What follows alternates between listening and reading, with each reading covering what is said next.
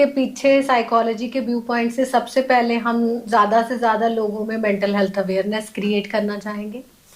And at the same time हमारा ये scope of work रहेगा कि हम बेसिकली स्कूल में, कॉलेजेस में, बैंक्स में, कॉरपोरेट्स में, हाई प्रोफेशनल पे जैसे पुलिस वाले हो गए, इन सारी जगहों पे जाके कलेक्टिवली सेमिनार और वर्कशॉप्स अपनी कर पाएँ, क्योंकि वहाँ पे लोगों को वाकई ही बहुत ज़्यादा प्रॉब्लम्स आ रही हैं और उनको हेल्प करने के लिए हम एक कोशिश कर रहे हैं जो एनजीओ के थ्रू कर रहे हैं, जिसमें निशा मैम बहुत सारी अप्रोचेस से काम करेंगी। मैं एज अ साइकोलॉजिस्ट सीबीटी और psychometric assessment and personality assessment से काम करूँगी। तो हम मिलके ये जो है हमने कॉन्सेप्ट डेवलप किया है, इसमें हमारा पर्पस यही है कि हम ओवरऑल ग्रोथ के लिए लोगों को उनकी अच्छी मेंटल हेल्थ के लिए हेल्प कर पाएँ। उसको करने के लिए सबसे बड़ी बात वही है कि जब अवेयरनेस होगी किसी भी मीडिया या किसी भी पर्पस के थ्रू, तो लोगों में एक वेकिंग कॉल तो जाती है। एट द सेम टाइम दूसरा सबसे बड़ा सवाल होता है कि बात कहाँ किस सोर्स पे करनी है, किस जगह पे जाना है। तो वो हमने एक डेवलप करी है कि हमारे पास एक सेफ स्पेस है जहाँ पे हम बैठे हैं, जहाँ पे हमारे पास कोई भी अपनी किसी भी चीज़ को डिस्कशन करने के लिए लाइफ की नॉर्मल रूटीन से लेके कोई भी सीवियर साइकेट्रिक प्रॉब्लम तक हमारे पास आ सकता है। दूसरा पर्पस यहाँ पे सॉल्व हो गया कि जाना कहाँ है, बात कैसे होगी। और तीसरा ये जो है कि मेंटल हेल्थ टैबू जो है ना, उसके लिए तो बहुत टाइम से काम हो रहा है और उसके लिए हमें भी बहुत लंबा टाइम काम करना है और हम करेंगे। We are making our self sure as a हिदायत, एज अ एनजीओ, कि हम मेंटल हेल्थ के लिए जितना कर सके, जहाँ भी कर सके, पैन इंडिया लेवल पे कर सके। ट्राई सिटी तो हमारा फर्स्ट टारगेट है ही है। तो हम करेंगे हर एक काम, awareness drive, social work, school colleges में जाके किसी भी तरह के, हमें फ्यूचर में चाहे कोई साइको ड्रामा से नुक्कड़ नाटक करने पड़े अवेयरनेस के लिए, हम वो भी करेंगे। We do have all these things in planning.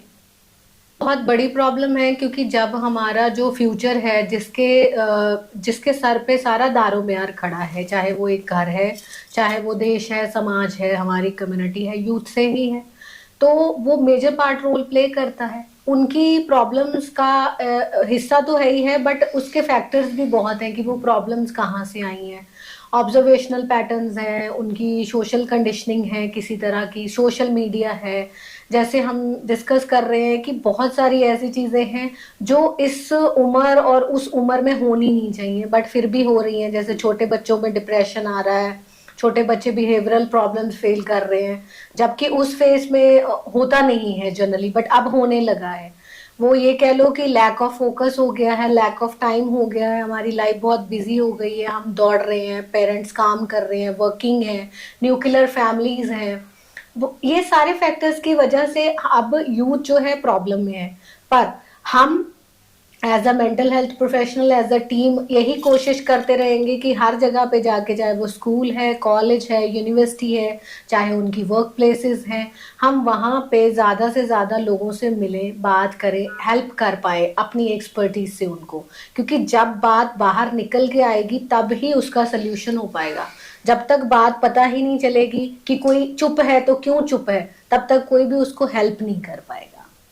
Basically जो जिंदगी एक्चुअली चलाती है, जो लग्जरीज हैं जिंदगी की, वो है अपनापन, अपने आप को जानना, वो छोटी छोटी खुशियां, वो ग्रैटिट्यूड।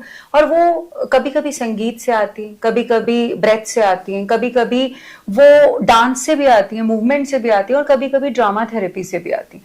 तो बहुत सारी ऐसी थेरेपीज हैं जो हम लोग कलर्स से, जो हम लोग पर्सनालिटी ग्रूमिंग से, पर्सनालिटी एनालिसिस से, सबसे पहले हम कोशिश करेंगे कि हम उन पर काम कर सकें।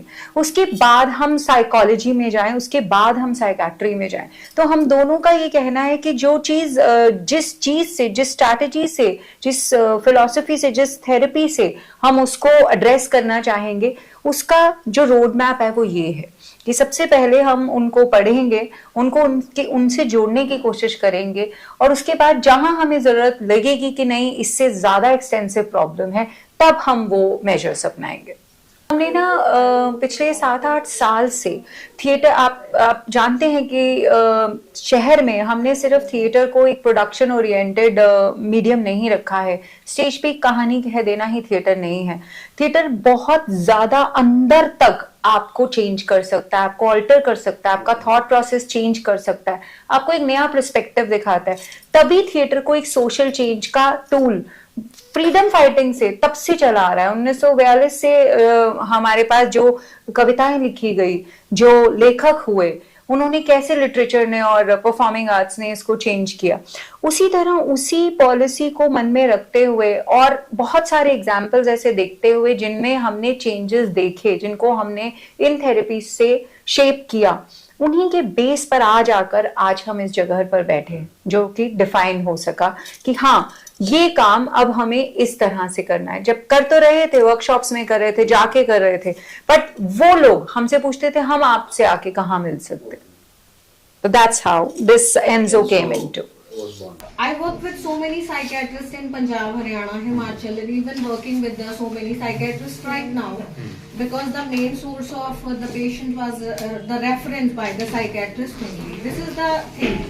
So I believe as a psychologist that every problem has different kind of phases. Maybe the mild, moderate, the severe one, and there are the two type of treatments, like a pharmacological treatment and a non-pharmacological treatment. When this thing is like a moderate or a severe level, then definitely I psychologist or maybe the any other counseling psychologist will refer to patient to the psychiatrist, because that way we need a medicine, we need a help for as a clinically or medically, that is a pharmacological treatment. But I would love to say that every time it's not a pharmacological treatment, it's not a non-pharmacological treatment, it is a combined approach.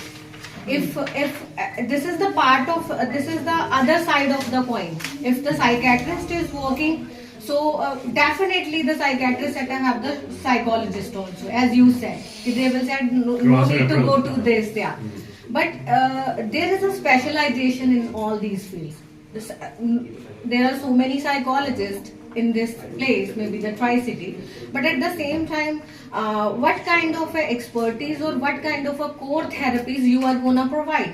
As my specialization in child psychopathology and cognitive behavior therapy. So when there's the art thing, maybe the art expressive therapy and so many drama therapy and dance movement, Michelle Uthra is here to handle all these things. Would like to add something very well put, Shabana. There has been examples, cases where we went for the production in a school where we were dealing with the teenagers, 140 teenagers, 130 teenagers. And after the production, parents have come to me, ma'am, what have you done? That my child was on medicine for focus and concentration and he was not able to concentrate. What have you done that since last 45 days we have only seen him focused at the play, at the script, he's following the instructions, directions. So I just sat them down and I said, this is not me, this is the power of theatre, this is the power of drama. So sometimes, even if I have seen the cases who are on the medicine, but still, because ऐसे capture करता है आपको script, theatre, dialogue, music, आपके दिमाग को ऐसे capture करता है कि आप एक नॉर्मल बच्चा और एक थिएटर के बच्चे में बहुत फर्क होता है। और इसी तरह से ये सब इंटरकनेक्टेड है सब, जैसे आपने कहा ये सारी सुविधाएं जो हैं वो इंटरकनेक्टेड हैं। So we will have to, this will be customized case to case basis. That's why this space was really needed in the city, because there is nothing to define such safe space for people to come and talk and just to know that what is going on with them. There is no fixed age to taking counseling. Nowadays, I'm always into this parenting workshops, seminars, and working on the positive parenting and not taking the authoritative approach of parenting to kids, right? She is also working with the kids as a theater artist in schools, and she is handling so many plays and Vivek High and so many other schools and first colleges. Sign is जैसे शबाना ने कहा कि lack of communication, aloofness, loneliness, being in a room for the longer period of time, not talking, not sharing, not sharing the meals with the family, even not talking to the friends. तो aloofness जो है वो सबसे पहला sign है कि and moreover sitting in a dark room for a longer period of time, not interacting much, सबसे पहला साइन ये है। तो हम जब ग्रुप में होते हैं, जब पहली बार ओरिएंटेशन करते हैं ना बच्चों की, तो सबसे पहले हम उन्हीं बच्चों से बात करते हैं जो हाथ खड़ा नहीं करते। So we pinpoint those and we want to talk to them मोर।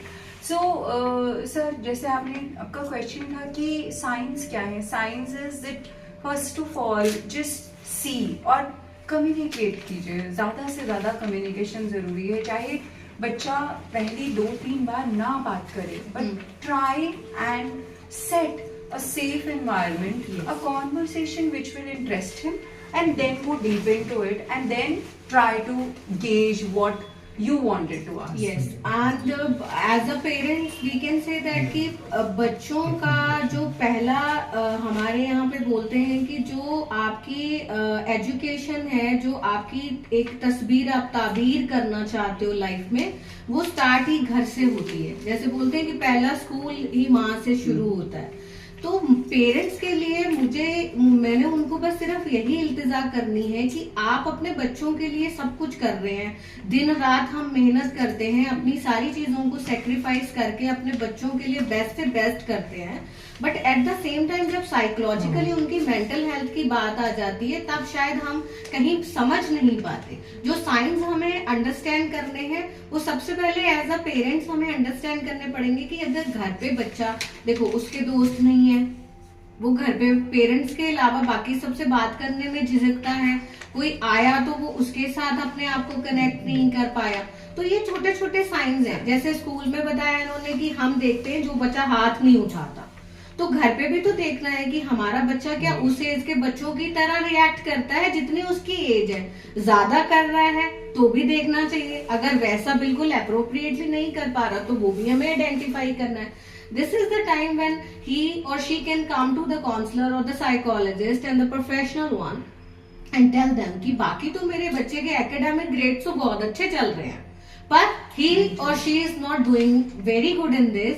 ठीक है, तो इसके लिए हम हैं कि हम चाहते हैं कि हम उनकी ओवरऑल ग्रोथ पे काम करें।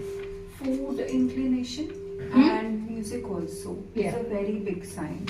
What kind of music is he listening? What sort of food is he eating? क्या अंदर से जैसी उसकी भूख थी, जैसे उसकी हंगर पैंस थे, वो हैं या नहीं है। ये कुछ फिजिकल फीचर्स हैं, ये अपेरेंट होते हैं, ये सरफेस पे होते हैं। तो वो छोटी छोटी चीजें हैं जो आप अपने बच्चे के बारे में जानते हैं, और अगर उसमें कुछ चेंजेस आ रहे हैं, टीनेज में आएंगे बिल्कुल, वो बिकॉज हार्मोनल चेंजेस भी हैं, वो चेंजेस आएंगे, लेकिन देखना ये जरूरी है कि वो चेंजेस की डायरेक्शन क्या है। नहीं बिल्कुल बाकी इतना भी नहीं कि हम उन पे पूरा इस तरीके से पहरा रखें कि उनकी पर्सनल स्पेस खराब हो जाए। एज क्या होता है कि बहुत सारे पेरेंट्स हमेशा 24/7 और सीसीटीवी कैमरा की तरह फिर प्रोटेक्ट करने लग जाते हैं। मैं सारे पेरेंट्स को बोलती हूँ कि इतना भी नहीं करना, इतना ख्याल रखना है कि बैक ऑफ द माइंड आप अपने बच्चे की सारी चीजों को देख रहे हो जहां पे गलत है, क्योंकि गलत को सही करना ही हमारा पर्पस नहीं है, हमारे को सही को बेहतर करना है, अच्छे को और बेहतर करना है। इट्स नॉट लाइक कि अगर कोई प्रॉब्लम है तभी उसको सॉर्ट करनी है, प्रॉब्लम आने से पहले भी क्योर किया जा सकता है, समझा जा सकता है। So we as a NGO like this की मेंटल हमारी जो हेल्थ है, स्पेशली हमारी जो यंगर जनरेशन आ रही है, हमारा जो लाइफ का आगे जिस पे दारो मेयार खड़ा है, हमारे देश का भी हमारे घरों का भी, हम उनके लिए बहुत सारी चीजें हैं जो यहाँ पे प्लान, हमारा स्कोप ऑफ वर्क है जो हम मिलके और एक्सपर्ट्स के साथ डिफरेंट फील्ड्स में हम करना चाहते हैं।